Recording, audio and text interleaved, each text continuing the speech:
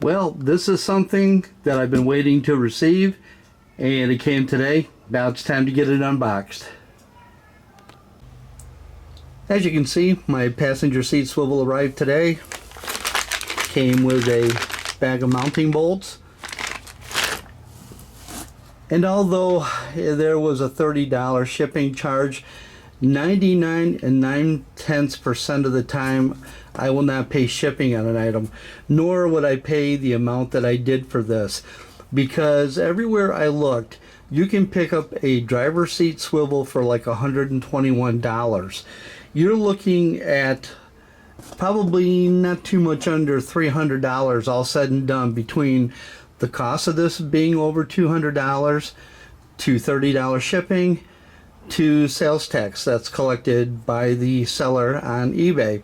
So that all adds up, but I figure that installing this into the passenger seat, giving me that option to be able to turn that around, is priceless, and it's going to be well worth the money. Although I was initially concerned about some damage because of the pushed-in corners, this thing is heavy, and it is extremely well built. And after I pulled this out and checked it, there's just, I don't think, any way that you're going to damage this thing. I mean, it is that heavy and well built. Remember when I had that steel partition that came with the van and had a security door right here? When I put this passenger seat all the way forward and then tilted this all the way back, I couldn't go very far because the seat would hit on the metal of that partition. Once I removed it, I gave this a try and I saw how far it tilted back, and I said this is going to be great for installing that swivel, because I can turn that seat around and I can almost use it like a recliner. It tilts back so far. The easiest thing to remember, and the first step you need to do when installing these, is to remove these nuts. These are the studs to the bottom of the seat, and those are fastened into place permanently. So all you have to do is remove 4 nuts and the seat will lift out.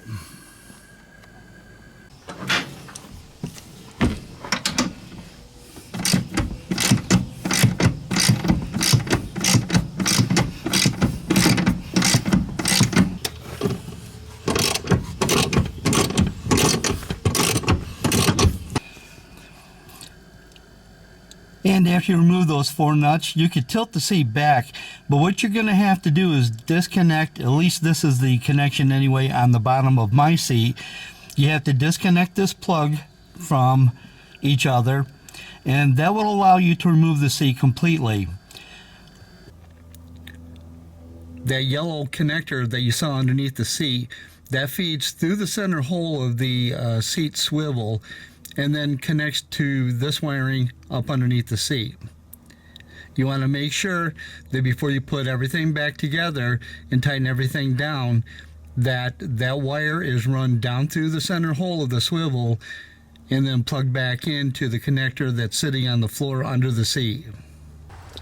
There's no instructions that came with this seat swivel, so all I did was loosen the bolts to the seat itself.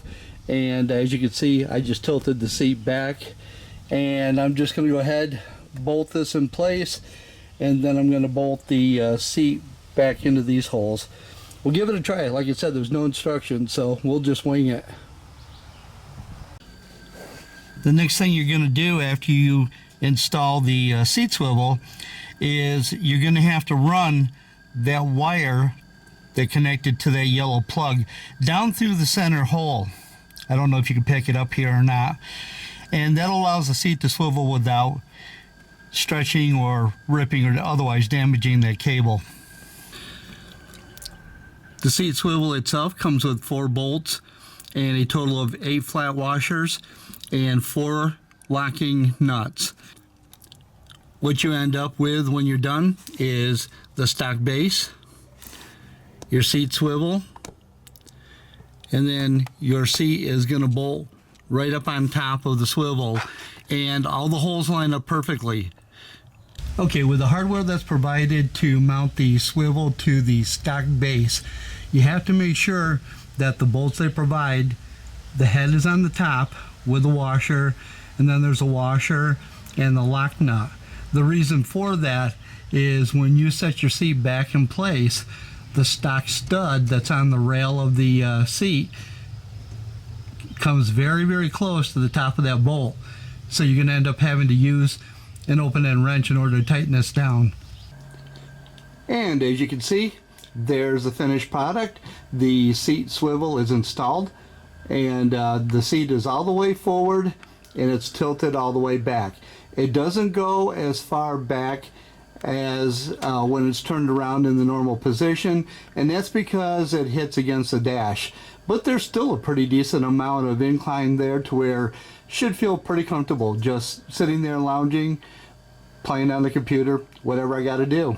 It was a win-win situation.